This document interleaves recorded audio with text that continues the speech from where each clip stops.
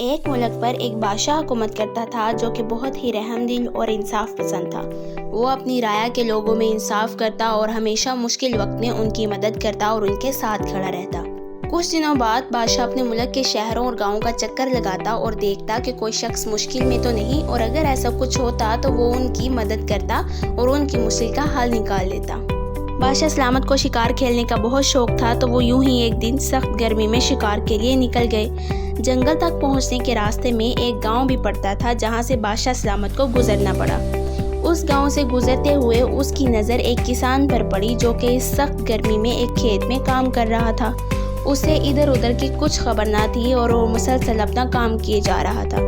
بادشاہ سلامت اسے اس طرح محنت میں کام کرتا دیکھ کر رک گئے۔ کچھ دیر تو وہ کسان کو کھڑے دیکھتے رہے اور بعد میں اس کے پاس جا کر پوچھ لیا کہ تم اس سخت گرمی میں کام کر رہے ہو تو مجھے بتاؤ کہ تم اس کھیت سے کتنا کما لیتے ہو۔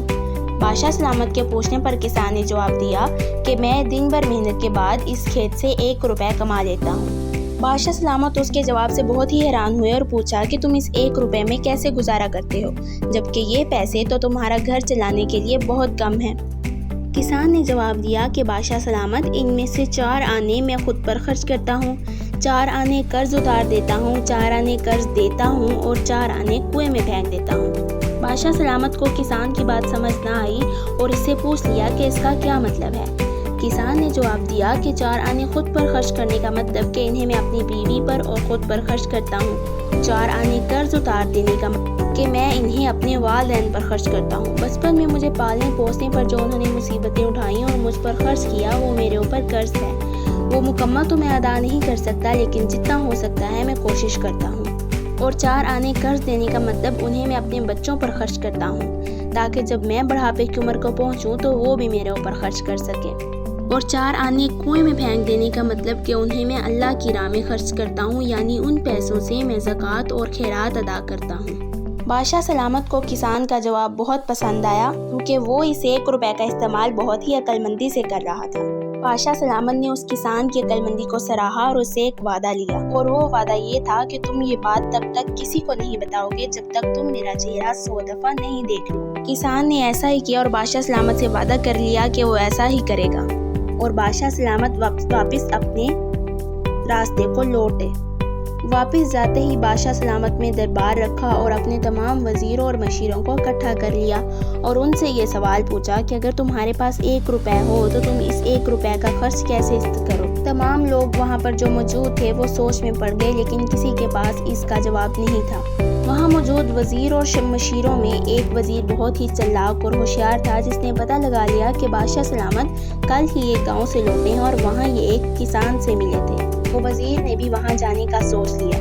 چلتے چلتے وہ اس گاؤں تک پہنچ گیا اور وہاں جا کر وہ کسان سے ملا اور اس سے یہ ساری بات پوچھی۔ اس نے کسان سے کہا کہ مجھے اس سوال کا جواب چاہیے۔ کسان بہت ہی عقل مند تھا اور اسے یاد تھا کہ اس نے بادشاہ سلامت سے وعدہ کیا ہوا ہے کہ وہ یہ بات کسی کو تب تک نہیں بتائے گا جب تک وہ بادشاہ سلامت کا چہرہ 100 دفعہ نہ دیکھ لے۔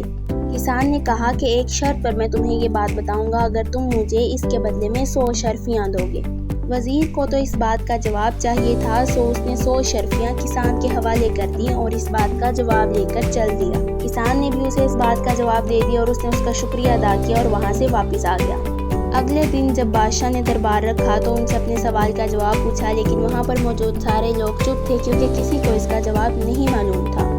لیکن اس وزیر کو یہ جواب پتہ تھا اور وہ آگے بڑھا اور اس نے بادشاہ سلامت کی اس بات کا جواب دے دیا۔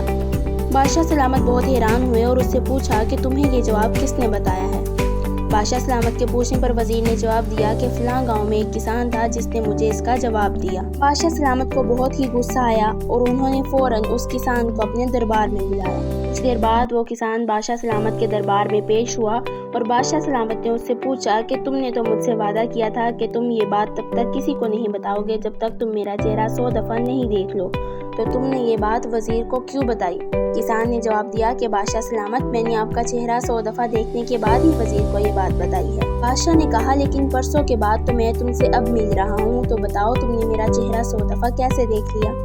تو کسان نے جواب دیا کہ بادشاہ سلامت، یہ بات وزیر کو بتانے سے پہلے میں نے اس سے 100 اشرفیاں مانگی تھی۔ ہر اشرفی پر آپ کی تصویر تھی، سو میں نے آپ کا چہرہ 100 دفعہ دیکھنے کے بعد ہی اس کو اس سوال کا جواب دیا ہے۔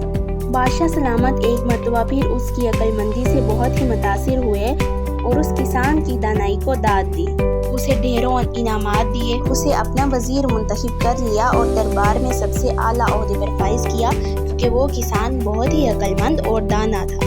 اسی لیے کہتے ہیں کہ ہمیں ہر وقت میں عقل مندی اور دانائی سے کام لینا چاہیے، کیونکہ یہی ہمارے لیے بہتر ہوتا ہے۔